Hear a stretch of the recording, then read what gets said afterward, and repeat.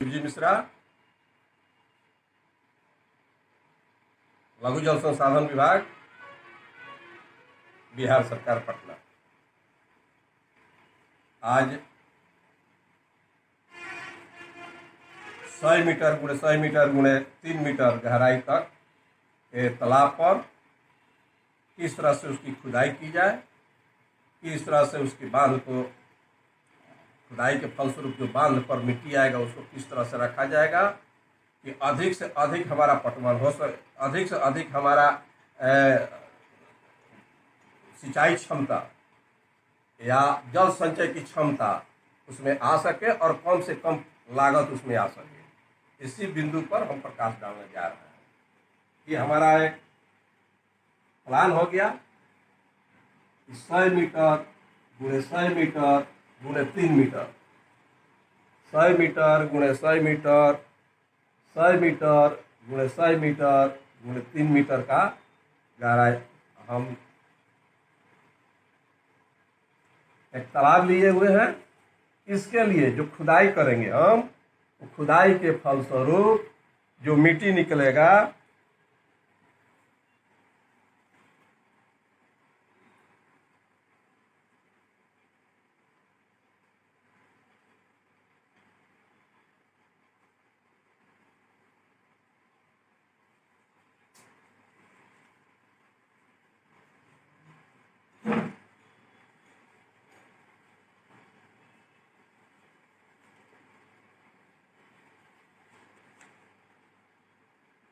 वो 26,508 metre square इससे मिट्टी निकलेगी।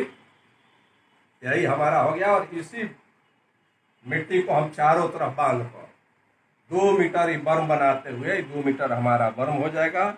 2 मीटर बर्म के साथ ये 25 मीटर, टॉप में 20 मीटर और नीचे बांध का नीचे की जो चौड़ाई होगी वो 25 मीटर होगी। हाइट जो होगा वो 2.5 मीटर होगा, 2.5 मीटर होगा। नीचे की चौड़ाई जो होगी बांध की वो जो आपका होगा वो 25 मीटर होगा। इस तरह से हम लोग इसका कैलकुलेशन निकाल रहे हैं। और ये बांध का क्रॉस सेक्शन हो गया है। ये क्रॉस सेक्शन जो हुआ बांध का, उसका हमें यहाँ पर क्रॉस सेक्शन बना रहे हैं। ये हमारा बांध हो गया। ये हमारा 3 मीटर गहरा तालाब हो गया। ये 2-1 के स्लोप में मिट्टी काटा गया है। ये हमारा 2 मीटर का बर्म हो गया। 2 मीटर का बर्म हो गया। इसके बाद ये हमारा 2.5 मीटर ऊंचा बांध होगा। ऊपर होगा 20 मीटर और नीचे होगा 25 मीटर। इसके बाद हम लोग इसके आगे के पहलू पर विचार कर रहे हैं कि इसको किस तरह से मिट्टी को रखा जाए। और इसके लिए 100 मीटर गुणे 100 मीटर गुणे 3 मीटर जब हम खुदाई करते हैं, 100 मीटर लंबाई, 100 मीटर चौड़ाई और 3 मीटर गहरा जब हम खुदाई करते हैं और उस तालाब की मिट्टी को जब हम बांध पर रखते हैं तो कितने हमको टोटल भूभाग की जरूरत होगी, बर्म सहित, बांध सहित, बर्म और बांध सहित रखने के लिए। तो इस पर हम लोग विचार करेंगे। आज तालाब की ऊपरी चौड़ाई हो गई 100 मीटर, तालाब की ऊपरी चौड़ाई हो गई 100 मीटर और निचली चौड़ाई हो जाएगी 2-1 के स्लोप में 3 मीटर गहरा है तो 88 मीटर। इसका एरिया निकल जाएगा, 2-1 का स्लोप है और इसका एरिया निकल जाएगा, क्वांटिटी निकल जाएगा 100 + 88/2 × 100 + 88/2 × 3 मीटर, 3 मीटर। क्वांटिटी हो गया 26,508 मीटर क्यूब। इसी मिट्टी को हमको क्या करना है, बांध पर रखना है। देखते हैं कि कितना मिट्टी हमको, इतना मिट्टी रखने के लिए कि हमको कितना जगह की जरूरत है, कितनी लंबाई में हमको जरूरत पड़ रही है। आइए हम इस पर विचार करते हैं। बांध की बाहरी लंबाई हो जाएगी 54 मीटर। तालाब के बांध की बाहरी भीतरी लंबाई हो जाएगी 104 मीटर और तालाब की औसतन लंबाई हो जाएगा 104 + 154/2 = 129 मीटर। तालाब का बर्म हो गया 2 मीटर। बांध की ऊपरी चौड़ाई हो गई 20 मीटर, निचली चौड़ाई हो गई 25 मीटर, एक एक के स्लोप है। और बांध की ऊंचाई हो गई 2.5 मीटर। बांध की बाहरी एवं भीतरी ढलान स्लोप कितना हो गया 1.1 1:1। बांध पर मिट्टी की कुल मात्रा हो जाएगी 29,025 MQ, 29,025 MQ। इसको इसमें कंपैक्शन घटा देंगे 26,588 हमारा आ जाएगा मीटर क्यूब। जो मिट्टी खुदाई हुई है उसी के आसपास ही करीब करीब ये मिट्टी हमारी बांध पर आ जाएगी। उसके लिए 100 मीटर गुणे 100 मीटर गुणे 3 मीटर गहरा खोदने के लिए हमको जमीन की आवश्यकता पड़ेगी 154 मीटर गुणे 154 मीटर, 154 मीटर गुणे 154 मीटर भूभाग की जरूरत पड़ेगी। तब हम क्या काम करेंगे कि मिट्टी को सही ढंग से रखते हुए, स्लोप बनाते हुए, बर्न रखते हुए 2 मीटर का, और सारी मिट्टी को हम बांध पर रख सकते हैं। उसके लिए 154 मीटर की हमको जरूरत पड़ेगी लंबा और 154 मीटर की चौड़ा। तब जबकि 100 मीटर गुणे 100 मीटर के लंबाई चौड़ाई में क्षेत्रफल में हम क्या काम कर रहे हैं कि तालाब की खुदाई कर रहे हैं। अब आगे हम लोग देखें 154 मीटर गुणे 154 मीटर के भूखंड पर 100 मीटर गुणे 100 मीटर के आकार का ही 154 मीटर के भूखंड प्लॉट पर 100 मीटर गुणे 100 मीटर के आकार का ही तालाब जिसकी लंब गहराई 3 मीटर होगी बना सकते हैं। अगर प्रॉपर वे में जो मिट्टी निकल रहा है उसको रखते हैं, बांध पर रखते हैं, बांध बनाते हैं, तो 154 मीटर गुणे 154 मीटर की हमको जरूरत पड़ेगी बांध की, वहाँ भूभाग की। और वैसी स्थिति में हम 100 मीटर गुणे 100 मीटर का तालाब खोद सकते हैं। और इसकी तुलना हम करते हैं कि कितना भाग जो हुआ वो हमारा जल संचय में होगा और कितना भाग टोटल भाग जो हुआ 154 गुणे 154, 154 गुणे 154, उसका टोटल का जब हम 100/100 का हम प्लॉट लेते हैं, 100/100 का हम तालाब खोदते हैं, तो 10,000 मीटर स्क्वायर, 10,000 मीटर स्क्वायर हमारा एरिया में खुदाई होगा। और टोटल एरिया हमारा कितना हो रहा है 23,716 स्क्वायर मीटर हो रहा है। इस तरह से हम देखते हैं कि 10,000 divided by 23,716 meter square equal to 0.42, यानी कुल भूभाग का 42% ही भाग जल संचय के रूप में उपयोग होगा। फिर से हम इस बात को कहना चाहेंगे कि कुल भूभाग का 42% ही भाग जल संचय के रूप में उपयोग होगा। शेष 58% भूभाग खोदी हुई मिट्टी को रखने प्लस बर्म को बनाने में रखना होगा। अगर दूसरा केस, ये पहला केस है कि जितनी मिट्टी हम खोदते हैं उस मिट्टी को हम क्या करते हैं बांध पर रखते हैं। उसके लिए हमको क्या करना होगा कि 100 मीटर गुणे 100 मीटर और 3 मीटर गहरा खुदाई करते हैं, तो उसके लिए 154 मीटर गुणे 154 मीटर जमीन की हमको जरूरत पड़ेगी प्रॉपर वे में इस मिट्टी को रखने के लिए।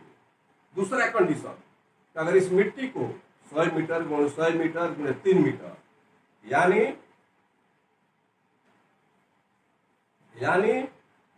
26,508 मीटर स्क्वायर मिट्टी को रखने के लिए इतना का जरूरत पड़ेगा। दूसरा कंडीशन, अगर हम चाहें तो इस मिट्टी को कहीं अन्य जगह रख दें, उससे क्या होगा उस पर हम लोग विचार करें कि उससे क्या होगा, इसकी जल संचय में क्या असर पड़ रहा है, क्या क्षमता हो रही है, इस बिंदु पर हम विचार करने जा रहे हैं। अगर बांध की ऊपरी चौड़ाई 4 मीटर लेते हैं, बांध की ऊंचाई, बांध की ऊपरी चौड़ाई 4 मीटर लेते हैं, बांध की ऊंचाई 1.5 मीटर लेते हैं, 1.5 मीटर माने 5 फीट, ऊपरी चौड़ाई माने 4 मीटर, मतलब हो गया आपका 13 फीट लेते हैं। वैसी स्थिति में बांध का स्लोप 1-1 में लेते हैं। बांध की नीचे चौड़ाई हो जाएगी 4 + 2 × 1.5 = 7 मीटर हो जाएगा। बर्म की चौड़ाई 2 मीटर हो जाएगा। बांध एवं बर्म की कुल चौड़ाई हो जाएगी 7 मीटर + 2 मीटर = 9 मीटर हो जाएगा। शेष भूखंड की लंबाई एवं चौड़ाई जिसमें तालाब की खुदाई हो सके। दूसरा कंडीशन में जब यहाँ मिट्टी बांध बनाएंगे इस रूप में जिसकी लंबाई, जिसकी ऊपरी चौड़ाई 4 मीटर हो, निचली चौड़ाई 7 मीटर हो और हाइट जो है 1.5 मीटर हो यानी 5 फीट हो, वैसे स्थिति में हमारे पास जमीन बच जाता है तालाब खोदने के लिए 136 मीटर × 136 मीटर। और इसकी जब हम खुदाई करते हैं 136 मीटर × 136 मीटर, इसका एरिया हो जाता है 18,496। इसका एरिया हो जाता है 18,496 metre square.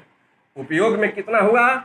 18,496 divided by 23,716 meter square, यानी 0.779 से 0.78%, यानी 78% कुल भूभाग का 154 × 154 मीटर स्क्वायर का 78% भाग इस विधि से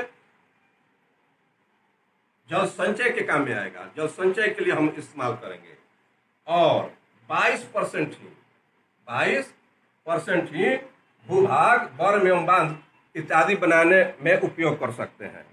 इससे क्या होगा कि हमको कई टाइम्स, कम से कम 2 टाइम्स, दोगुना हमको जल संचय अधिक होगा। इसको भी हम आगे बताएंगे। तालाब में खोदी या निकाली गई मिट्टी की मात्रा हो जाएगा 136 + 124, नीचे का बॉटम हो जाएगा 124, 136 + 124/2 × 3 = 50,700 मीटर क्यूब। पहला स्थिति में क्या था? पहला स्थिति में था 26,508 m3। पहला स्थिति में था 26,508 m3। दूसरा स्थिति हम लेते हैं, बांध की खुदाई हुई मिट्टी को हम बाहर हटाते हैं, तो ऐसी स्थिति में 78% कुल का 78% भाग जल संचय के लिए हमारा होगा और 22% कुल भूभाग का 22% वो हमारा क्या होगा? बांध बनाने में और बर्म को छोड़ने में ये हमारा इस्तेमाल होगा। इस तरह से हम देखते हैं कि इसमें क्या अंतर आता है। तालाब की खुदाई से निकली मिट्टी, जब कुल मिट्टी की मात्रा तालाब के चारों तरफ बांध पर रखते हैं, हम जब कुल मिट्टी को अन्यत्र जगह रखते हैं तो तुलना करते हैं, तुलनात्मक विवरणी में देखते हैं क्या पाते हैं। इसको इस सूची से हम लोग देख सकते हैं। तालाब भूखंड का कुल क्षेत्रफल कितना है? 154 × 154 = 23,716 मीटर स्क्वायर। इस भूखंड का जो टोटल 154/154 मीटर स्क्वायर है उसका हो गया 23,716 मीटर स्क्वायर। पहले का स्थिति में जब तालाब की मिट्टी उसके तरफ चारों तरफ रखते हैं, वैसी स्थिति में 100 मीटर × 100 मीटर ही हम खुदाई कर पाते हैं। उससे 10,000 मीटर स्क्वायर एरिया में हम तालाब खुदाई कर सकते हैं, जो 42% ही है। जो कुल भूभाग का कुल क्षेत्रफल का 42% ही है। शेष 58%, 58% उसमें खोदी हुई मिट्टी रखाएगा, बांध बनेगा, बर्म 2 मीटर चौड़ा रहेगा। तो यहाँ हम इस बिंदु पर देखते हैं कि मैक्सिमम मिट्टी भराई और बर्म बनाने में ही मिट्टी रखने से चला जाता है और 42% ही हम जल संचय के लिए क्षेत्रफल को लेते हैं। और एरिया हमारा कितना हो जाता है? 26,508 m3। यही जल संचय का हमारा वॉल्यूम हुआ। इतना ही जल हम इकट्ठा कर सकते हैं। दूसरी कंडीशन, दूसरी स्थिति, जब तालाब की खुदाई से निकासी गई मिट्टी को अन्यत्र जगह रखते हैं, जब तालाब की खुदाई से निकासी की गई मिट्टी को अन्यत्र जगह रखते हैं, वैसी स्थिति में हम क्या पाते हैं, एरिया हमारा वही रह जाता है 23,716 मीटर स्क्वायर, भूखंड का क्षेत्रफल यही रह जाता है। अब तालाब जो 100 मीटर गुणे 100 मीटर का हम खोदते थे, अब उसके जगह पर 136 मीटर गुणे 136 मीटर का खोदेंगे, और उससे हमारा 18,496 मीटर स्क्वायर, 18,496 मीटर स्क्वायर, यानी कुल भूभाग का 78%, 78% क्या होगा, उसमें हम खुदाई करेंगे, जल संचय करेंगे। पहले कितना था इस कंडीशन में 42%, अब उस बढ़ के कितना हो गया 78%। और बांध पर मिट्टी और बर्म बनाने में हमको 22%, कुल का 22% ही भूभाग जो है लगेगा। और जल संचय कितना होगा 50,700 मीटर की। इससे हम पाते हैं कि पहला से कितना हो गया हमको 1.91, माने से दोगुना, कितना होगा करीब करीब दोगुना होगा। तो इस निष्कर्ष पर हम पहुंचते हैं कि पहला अगर मिट्टी चारों तरफ हम रख लेते हैं, उसकी हाइट बढ़ जाती है, चौड़ाई बढ़ जाती है, मिट्टी क्षरण होगा, फिर वो मिट्टी कहाँ आएगा, तालाब में आने की संभावना है, उससे उसके जीवन काल क्या होगा कम पड़ जाएगा।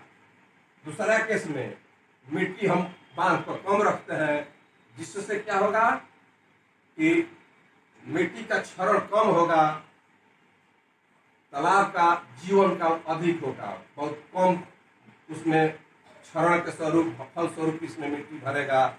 इसका नतीजा होगा कि इसका जीवन काल अधिक होगा। जल संचय 50,700 एमपी होगा।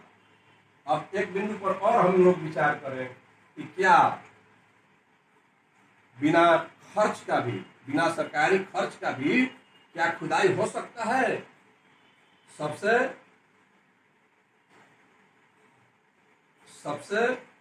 महत्वपूर्ण विषय कि क्या हम लोग बिना सरकारी खर्च का, बिना खर्च का इतना बड़ा स्कीम को हम लोग खुदाई कर सकते हैं। जरा इस बिंदु पर अपना अनुभव हम साझा कर सकते हैं, कर रहे हैं। बालू नीति की तरफ, जिस तरह से बालू नीति है, सरकार बालू नीति लगा दी, जितने भी उसके ठेकेदार होते हैं, लीज को लेने वाले होते हैं, लेके और क्या करते हैं कि जहां जरूरत होता है वहां नदी से बालू लेते हैं और वहां पर सप्लाई करते हैं।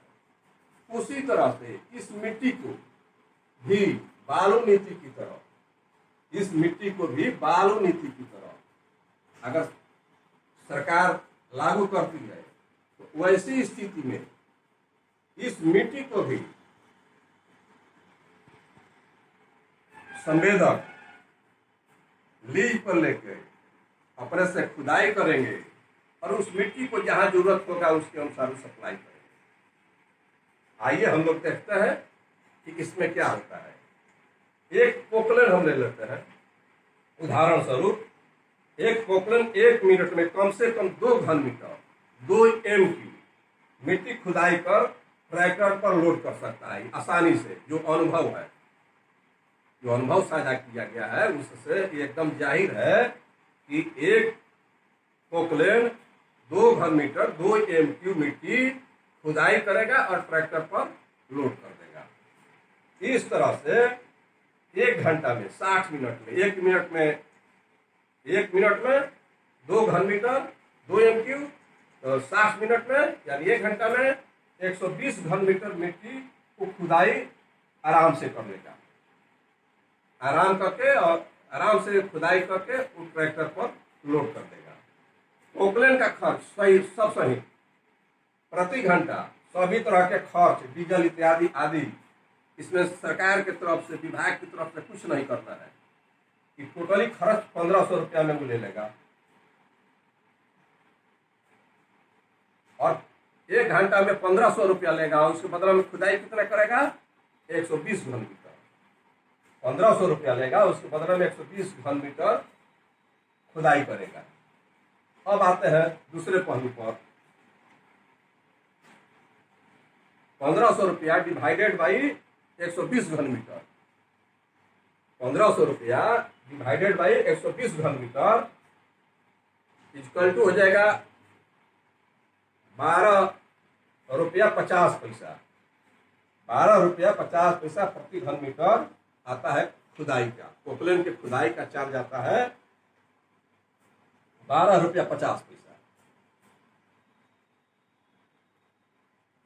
ग्रामीणों से ज्ञात हुआ है, ग्रामीणों से ज्ञात हुआ है कि ट्रैक्टर मालिक प्रति ट्रैक्टर जिस पर अधिकतम 3 घन मीटर मिट्टी लोड हो सकता है, ग्रामीणों से ज्ञात हुआ है कि ट्रैक्टर मालिक प्रति ट्रैक्टर जिस पर अधिकतम 3 घन मीटर मिट्टी लोड हो सकता है, उसके बदले में 50 से 60 रुपया दे सकता है पोकलेन वाले को।